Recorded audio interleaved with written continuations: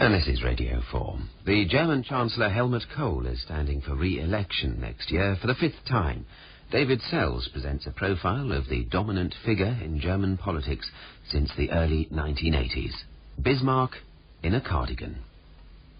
If you had to design a prototype German, at least that's how the British see Germans, I think you'll come up with something close to Chancellor Kohl, and that is his strength. He's sacrificing almost everything in the interest of what he feels is his destiny. He's really a man with a feeling of destiny. He's a man without fear, whose career has prospered because at moments of difficulty he's stuck to his position, not listened to faint hearts, and gone ahead.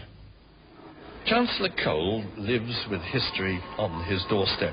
This is a new museum just across the road from his office here in Bonn, chronicling German life in sight and sound from defeat in World War II up until the present day. Kohl's museum, people call it, and in a way it is.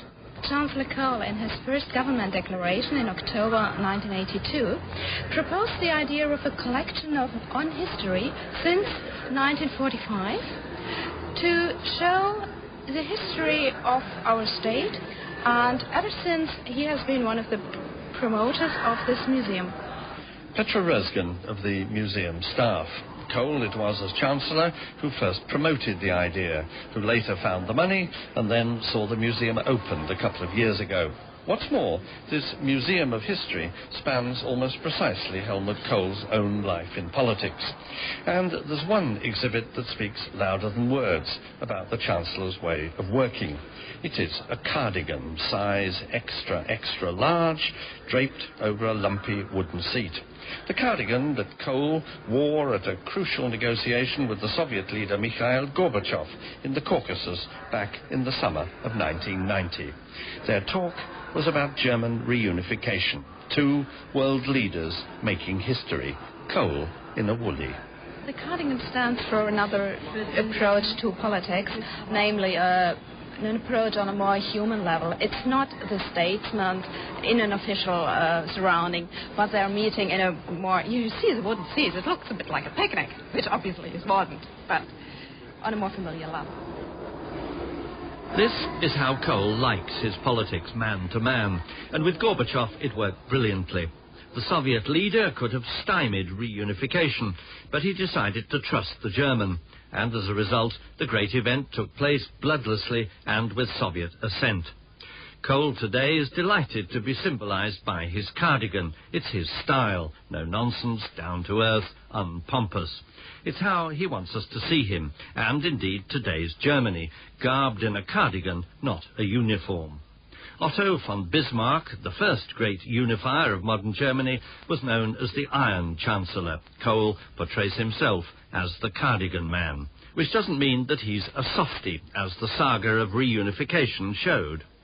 Mein Ziel bleibt, wenn die geschichtliche Stunde es zulässt, die Einheit unserer Nation.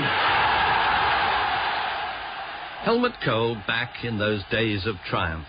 Even then, on the great day itself, when the two Germanys were merged in October 1990, by his own account, his thoughts slipped away in space and time back to his war-torn childhood. Kohl was a schoolboy in World War II in Ludwigshafen, an industrial town on the River Rhine. From early on in the war, its giant chemical plant was a target for Allied bombers. Kohl and his classmates, 12 and 13-year-olds, were conscripted to help drag bodies from the ruins. In 1944 came bad family news. Kohl's elder brother Walter, a young paratrooper, had been killed in action in Normandy. Later the same year, Kohl himself was evacuated with his school to Berchtesgaden, the last redoubt of Nazism where Hitler had his country retreat. There, the youngsters were sworn in as members of the Hitler Youth Movement by its leader, Arthur Axmann, not a voice you easily forgot. Ich verspreche, in der Hitlerjugend allzeit meine Pflicht zu tun. Berchtesgaden, too, not surprisingly, became a target for the bombers. By the spring of 1945, Germany's resistance was crumbling, its armies on the run. Kohl heard on the radio of street fighting in Ludwigshafen. How, he wondered, were his parents getting on? And then, out of the blue, he got a letter with a wad of money. It was from his father, a tax official, a man temperamentally cautious with his cash. So Kohl, just 15, was devastated. In a memoir last year, he wrote of that moment of shock. No doubt with my dead brother in mind, my father had written in the note, "Do watch out for yourself. Warmest wishes from Papa and Mama." This hit me like a thunderbolt. All that money, and the greeting. It seemed like a farewell, a last goodbye. The boy wept. That evening, Kohl and his school friends decided that they'd had enough. They took off for home on foot. Still in their Hitler Youth gear, the little band walked the highways and byways. American troops at one point put them to work on the land for 3 weeks. Polish workers, slave labourers at another, gave them a beating. The boys were constantly hungry, trekking for some 250 miles through a land laid waste by war. Kohl has never forgotten. This first-hand experience of war, death and destruction left its mark on all of us children. Our childhood, in the usual sense of the word, was over.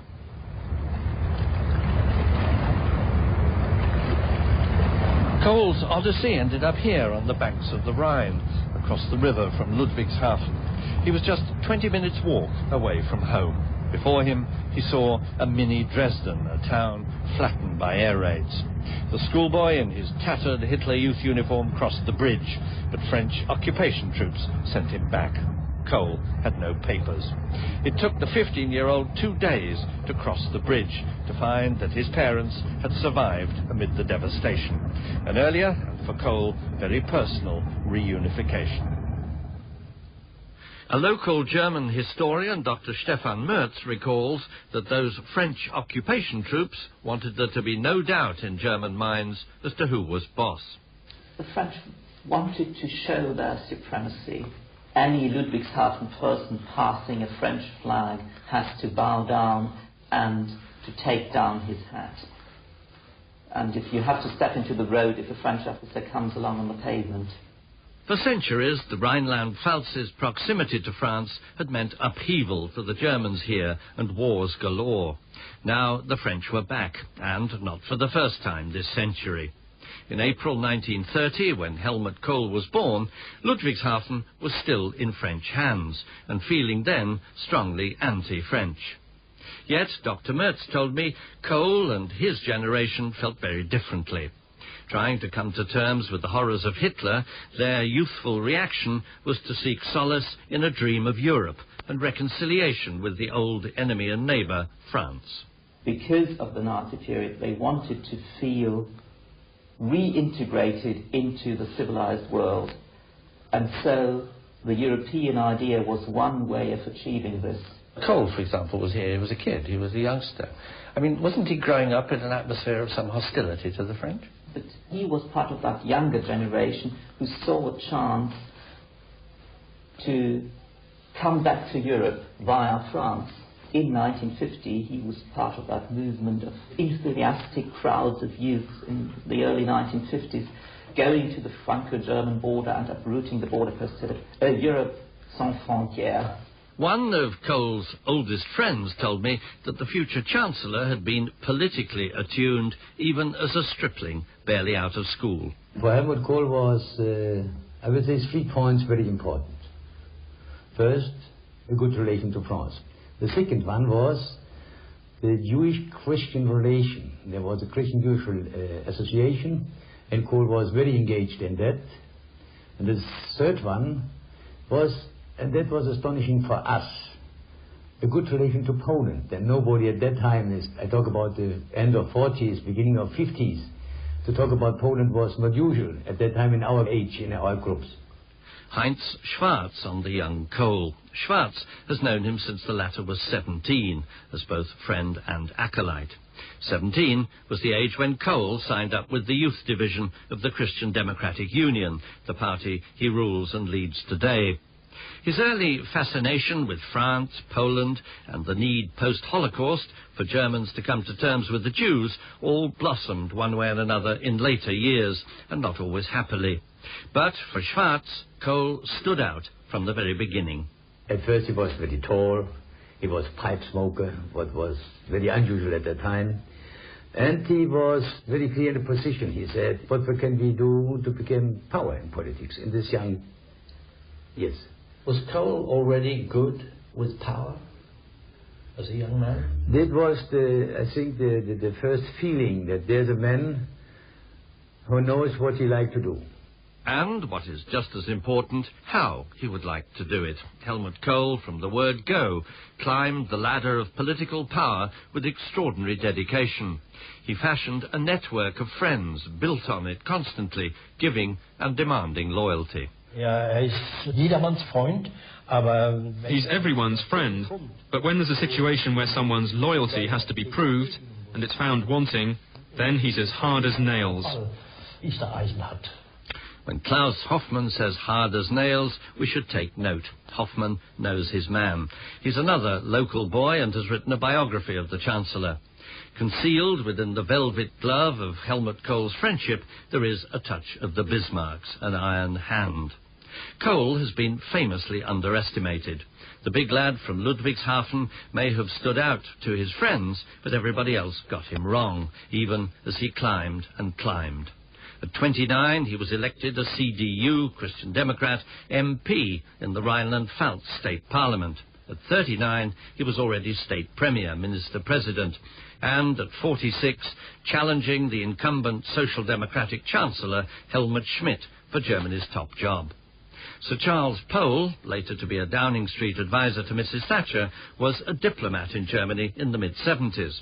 He had a reputation as being very much the provincial politician, which of course doesn't quite carry the connotations in Germany that it does in Britain, since provincial minister-presidents are substantial figures. Nonetheless, he was seen as a man lacking in national experience, let alone international experience, perhaps a little bit of the country bumpkin, a bit gauche, but no doubt that he had a very strong political sense. I mean, politics ruled with Helmut Kohl from that time. And as a political manipulator, he showed himself a man of the top class. Kohl nearly won the national election of 1976 when he challenged Schmidt, but the Social Democrats scraped home. Kohl's public image remained that of a colourless provincial, his leadership of the CDU in opposition in the 70s uncombative and derided by Germany's intelligentsia and the political elite in Bonn. Schmidt himself was openly contemptuous. The reality was rather different, and Kohl was patient. He knows how to wait, and he cheerfully exploits his Cardigan image. Elisabeth Noelle Neumann, the doyenne of Germany's opinion pollsters, says that when people are asked to assess domestic politicians, they always pick Kohl as the most German of Germans. His feeling, typical German, is a kind of identification. Identification with a better Germany, and with a successful Germany after all these terrible happenings, yeah? And many of his homely ways of behaving and dressing and talking, even keeping the dialect of his region, yeah? All this is typical German. Ich schwöre, dass ich meine Kraft dem Wohle des deutschen Volkes widmen, seinen Nutzen mehren. Kohl taking the oath of office in 1982. Power that year dropped into the lap of this typical German almost by default, though indeed he was ready and waiting. Chancellor Schmidt miscalculated, a coalition ally defected, Schmidt was out, Kohl was Chancellor, and at 52, the youngest ever to hold the job. He at once sped off to Paris to assure President Mitterrand that all was still for the best in the best of all Franco-German alliances. I am, said Kohl then, by way of introduction, the first Chancellor of the post-war generation. This was to be a theme of his years as German leader. Kohl, by what he terms, a little oddly, die Gnade der späten Geburt, the grace of a late birth, is spared any Nazi taint. So he feels he can properly ask for Germany to be judged by what it is today, without constant apology for the past. Don't forget the past, he tells his own people. Be prudent. But we don't have to wear sackcloth and ashes all the time. Stefan Eisel was Kohl's speechwriter in the mid-80s. The phrase of Gnade der späten Geburt meant that he, Helmut Kohl, he was born in 1930. He was a child and a very young man. When the war ended, he was 15 years old. And Gnade der späten Geburt meant being so young and not being in the age of having responsibility for the National Socialistic dictatorship and war crimes and so on. Doesn't mean that you can escape history. You have a responsibility for history even so you are younger.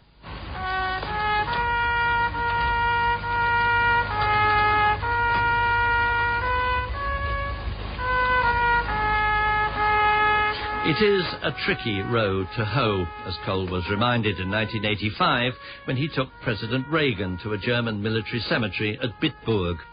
He was trying to make a point that Germans today should not be tarred with collective guilt for the Hitler period. After 40 years of German-American peace and friendship, and with the dead lying there, Kohl felt it was a moment for reconciliation rather than recrimination. A brave thought which blew up because some of the graves turned out to be those of Waffen-SS men. It looked like a homage to the Nazis. Mr. Reagan, though, very sportingly backed up his host. How many were fanatical followers of a dictator and willfully carried out his cruel orders? And how many were conscripts forced into service during the death throes of the Nazi war machine? We do not know. Many, however, we know from the dates on their tombstones were only teenagers at the time. There is one boy buried there who died a week before his 16th birthday. There were thousands of such soldiers to whom Nazism meant no more than a brutal end to a short life. We do not believe in collective guilt. Ich danke Ihnen, Herr Präsident, für das ganze deutsche Volk. Und ich danke Ihnen sehr persönlich als Freund. And Mr. Kohl, much relieved, said a warm thank you to his friend Ronald Reagan. Kohl and Germany were now increasingly players on the world stage. Kohl has been indefatigable in courting world leaders of importance to his country. But Count Lambsdorff, who chaired the small FDP party, which helps to keep Mr. Kohl in power, has no illusions about the Chancellor's political amours. He is a friend of those people with whom he has to be friend in the interest of the Federal Republic. It was George Bush, and then now it's Bill Clinton. It was François Mitterrand, and now it's Jacques Chirac. It was Gorbachev, and now it's his dear friend Boris. He always has done that. Whether he likes them deep in his heart, I don't know. All Kohl's efforts at Cardigan diplomacy with Mrs. Thatcher unravelled, not least because partnership with France was his real concern, and he was pictured once holding hands with President Mitterrand at a war cemetery in Verdun. Horst Teltschik was for long years Foreign Affairs advisor to the Chancellor. For Helmut Kohl and for the German government, there's what I have called some kind of a basic law.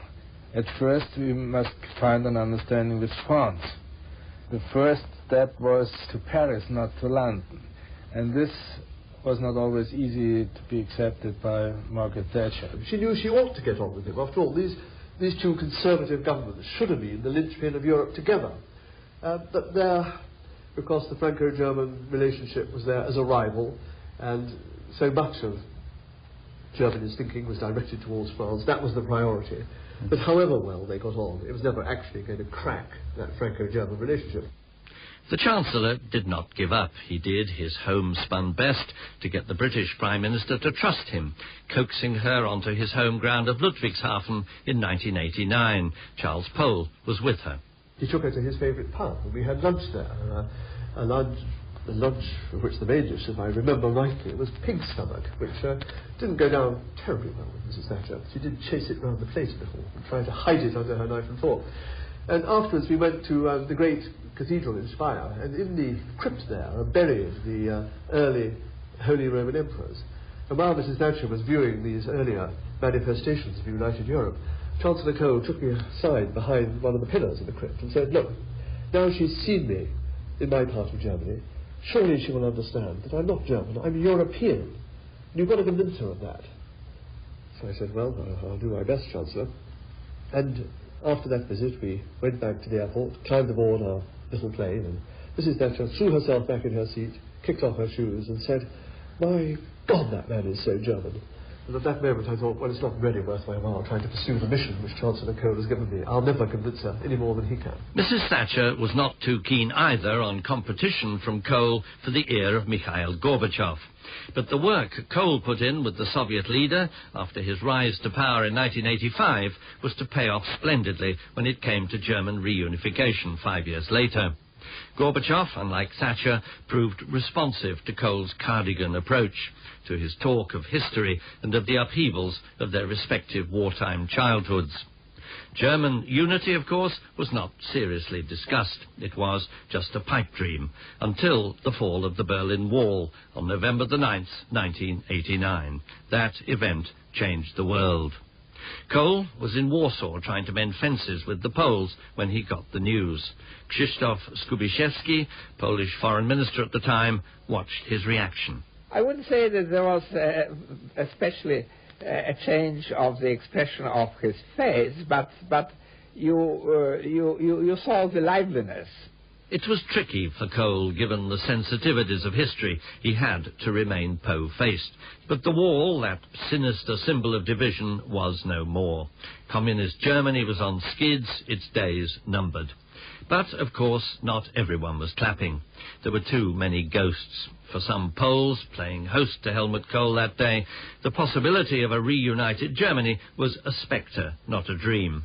The mood in Warsaw, when the news became known about the fall of the Berlin Wall and the prospect of unification of the two states, because that was immediately assumed, the mood in Warsaw was surprise and apprehension regarding the future. Kohl broke off his visit. He couldn't fly direct to Berlin. It was still an enclave behind an Iron Curtain, so he had to go by way of Hamburg. And what a reception the Chancellor got in West Berlin. Boos, catcalls, whistles. The CDU Chancellor had stumbled into a left-wing demonstration. No inkling of the triumph to come. Heute ist ein großer Tag in der Geschichte dieser Stadt. Und heute ist ein großer Tag in der deutschen Geschichte. A historic day for Berlin, a historic day for Germany, he bellowed above the hubbub. Quite how historic for Germany was still far from clear, as an urgent message from Gorbachev underlined.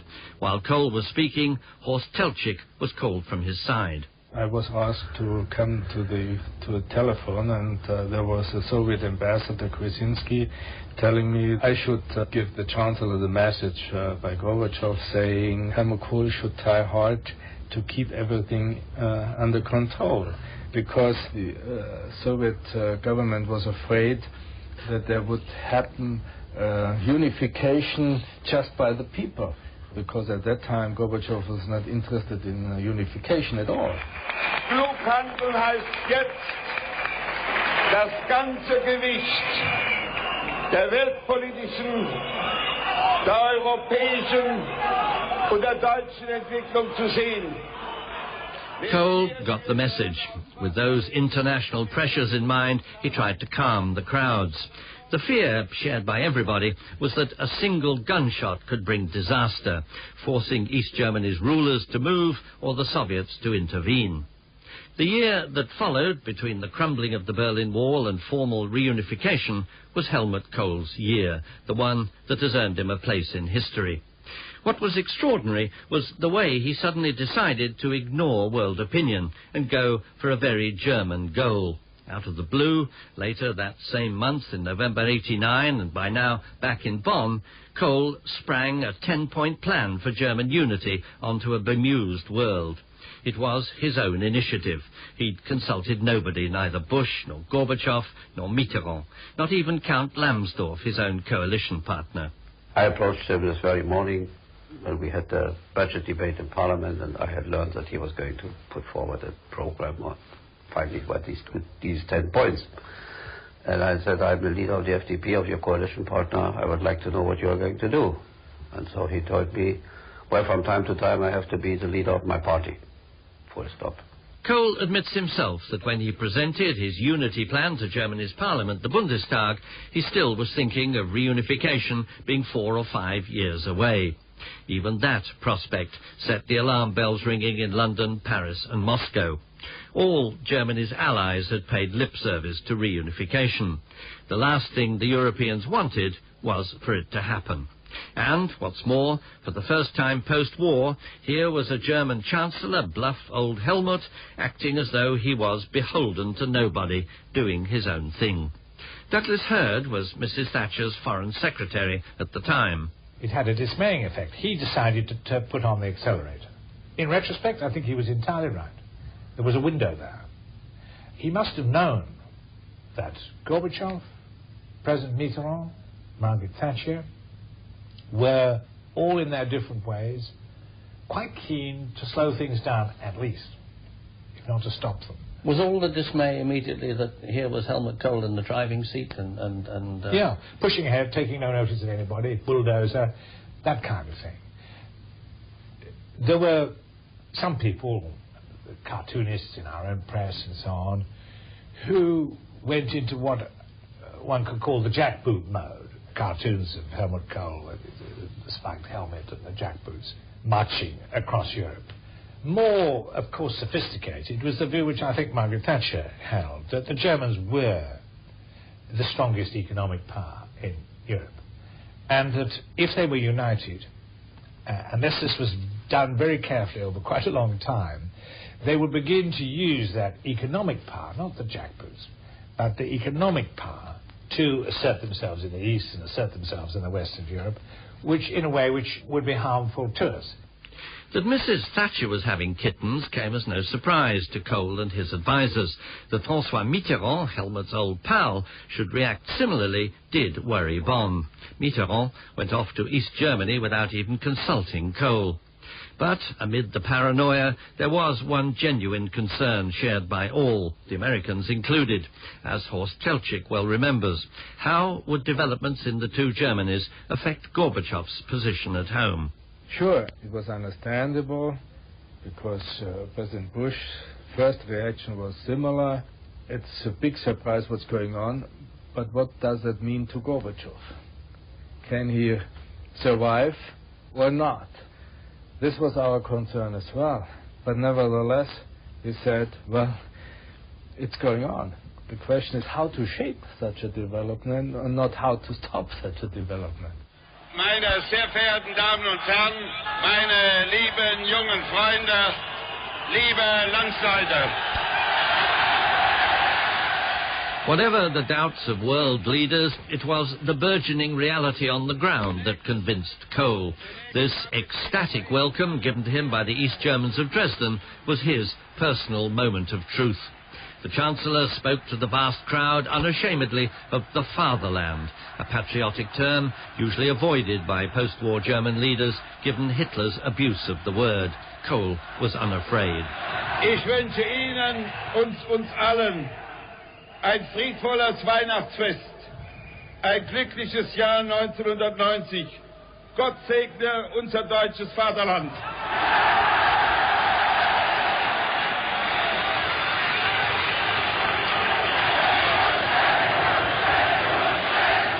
It's in the bag, Kohl told an advisor, though quite how and quite how soon unity would come still wasn't clear. The great merger, in fact, occurred in October of the following year, 1990. East Germany fell into Kohl's lap like a ripe apple. He'd won over President Bush, Mitterrand had bowed to the inevitable and was friends again, Mrs. Thatcher gnashed her teeth but could do nothing. Mikhail Gorbachev had been wooed and won with 7 hours of Cardigan diplomacy in the Caucasus and promises of generous Deutschmark loans, conceding in return NATO membership for the new Germany. Helmut Kohl walked tall. All he had to do now was to pay for reunification, and here the carping begins. Kohl thinks politics, not economics. He ignored advice from Germany's central bank, and so landed Bonn with an annual reunification bill, astronomic even for Germany. Durch eine gemeinsame Anstrengung wird es uns gelingen, Mecklenburg-Vorpommern und Sachsen-Anhalt, Brandenburg, Sachsen und Thüringen schon bald wieder in blühende Landschaften zu verwandeln. And Kohl, speaking on TV on the eve of German monetary union, of that poisoned gift to the east of the Western currency, promised the Easterners a future of blooming landscapes. Easy rhetoric, soon confounded. Blood, sweat and tears would have been more honest and more apposite. So badly has East German industry been blighted, so high is unemployment there. At the time, some of Kohl's own advisers counselled caution, but he wasn't listening. He was the knight on the white horse, the Chancellor who had quoted Bismarck to Gorbachev about hearing the steps of God resounding through events. He didn't want to be bothered with details. For him, already, the imperative, the political complement of German reunification was the need to bind this bigger, potentially more powerful, more dominant Germany firmly into Europe. He was looking ahead to Maastricht, to the EU's eastward expansion, to political and monetary union. So, when Elisabeth Noelle Neumann suggested privately he go a wee bit easier on reunification, she got a flea in her ear. Our population was somehow overwhelmed with all these events and somehow confused and somehow not knowing what to believe. And I asked Kohl, couldn't you go a little bit slower? Wouldn't it be possible? Because I want the people to keep up, you see. And he turned around at me and almost screamed, no, no, no, no. And this is the same today with the European Monetary Union. You see him running, yeah? And others tell him, as I did in 89, couldn't it be a little bit slower? No, no, no. Ich wurde Bundeskanzler und ich wollte meinen Beitrag leisten. As Chancellor, there were two things above all to which I wanted to contribute: the unification of Europe and the unification of Germany. For me, they're two sides of the same coin. German unification has no future without European unification, and European unification without German unification also has no future. The Kohl credo neatly summed up by the man himself. He was riding high now, free with his promises. Maastricht was looming with its treaty, looking ahead to a closer European Union, and its surprises, not least a striking policy switch by Chancellor Kohl, away from political union, making a European single currency his priority. The French line. Douglas Hurd thinks that Kohl boobed. I personally think that it was a mistake to choose a single currency as the next leap forward for Europe. I think that he and President Mitterrand and Jacques Delors made that mistake before Maastricht, because instead of unifying Europe, it's actually going to divide it. Well, we were informed about it at a late-night press conference by the Chancellor, who gave us the story, and took everyone, of course, by surprise, because right until Maastricht, days before, the Chancellor had been saying what he had been saying in the years leading up to Maastricht, that surely economic union only makes sense if you have an accompanying political union. In fact, political union must come first, or else monetary realignment in Europe makes no sense. And then in Maastricht, Kohl found that there was no way he could ever in his lifetime even, not to talk about his tenure in office, expect the far more intricate business of integrating Europe politically, expect that to happen, and then hope for monetary union. So he was completely convinced at the negotiating table that he'd had to change his tack, virtually stand his own order of priority on its head, and go for glory, that is to say, go for what he could get. Tom Kielinger, a German editor who was present at Maastricht. Kohl, by now, was seeing himself as indispensable, saying, in effect, without me, nothing. Suddenly, we get a whiff of hubris, the arrogance of power. That currency decision, the critics say, has steered Europe into a minefield. Douglas Hurd. Sustaining a single currency, when you're actually bringing together societies, economies, which are very different, and when you're removing the flexibility which distinct monetary policies allow, all that is very iffy. and was not thought through before Maastricht. So there are many question marks in my own mind about whether it will succeed this time. Against that, you have to put the political determination of a good many people, and at their head, the Federal Chancellor. But isn't this a danger that on reunification it was very political in his mind? The devil takes the economics of it, and it has been hugely costly for them. I just wonder whether that's a weakness in Kohl, that he hasn't got an economic sort of... I think it is a weakness. He genuinely thinks in terms of a European Germany rather than a German Europe. I'm convinced that is his conviction. It is not something which is there just to disguise nationalistic ambitions. He really wants to see a European Germany, a European France, and so on. But the danger of that vision, strongly held, is that you don't find answers to some of the questions if you're choosing an economic route to that vision, which is what he's done. Kohl today is a dominant figure in Germany. He keeps an iron grip on his CDU party. He's won 4 elections, has been in power for almost 15 years. All this against a background today of painful economic restructuring in Germany and epic unemployment, the worst since 1933. The Chancellor of Well-being now has to become the Chancellor of Belt-tightening, and Kohl finds it difficult. But his back now, willy-nilly, is to the wall. And Count Lambsdorff, his partner in government, says that humdrum economics have put Kohl's European brainchild at risk. By dallying, the Chancellor has erred. I've always found it difficult to understand that he didn't see the link, or at least didn't admit a link between the German economic situation and his European expectations. And I think there is a direct line from the German economic situation to Helmut Kohl's European dream.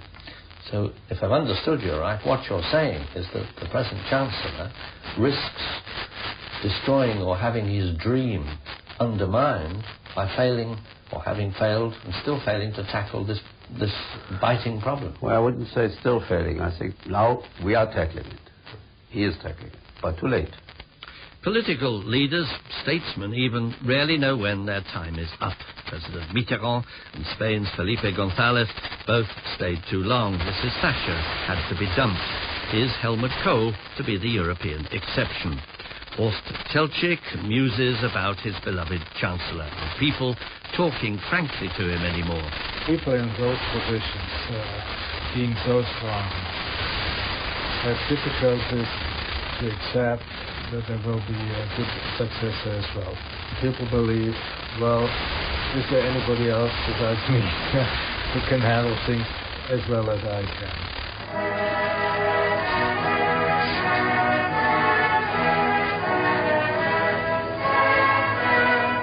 Bundeskanzler Helmut Kohl. Die deutsche Außenpolitik hat an Klarheit und Glaubwürdigkeit gewonnen. A celebration of the Helmut Kohl of his earlier years at the Bonn Museum, with German reunification his great achievement, one side of that coin that he spoke about, now safely embalmed in history. But what of the other side that Kohl himself sees as the essential complement to German unity, the closer union of Europe? Can the unifier in the Cardigan surprise us again? And if so, at what cost this time?